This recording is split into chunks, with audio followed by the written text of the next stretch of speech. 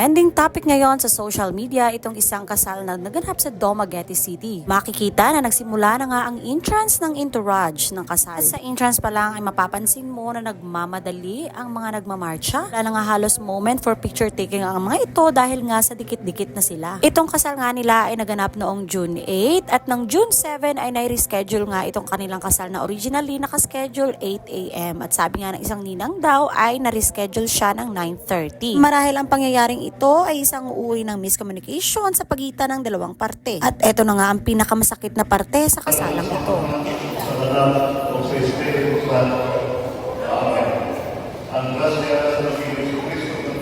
Masasaksihan na hindi pa nga nakaabot ng altar ang kanyang mga magulang pati na ang bride ay nagsimula na nga magmisa ang pari. Ngunit sino nga ba talaga ang may kasalanan sa pangyayaring ito? Ayun pa man kung ano man ang dahilan, ako ay nalulungkot para sa ating bride at kitang-kita nyo naman ang lungkot pati na sa kanyang mga magulang. Sa kabilangan ng pangyayaring ito, ang aming best wishes para sa inyong mag-asawa at sana ay gabayan ng inyong bubuuing pamilya.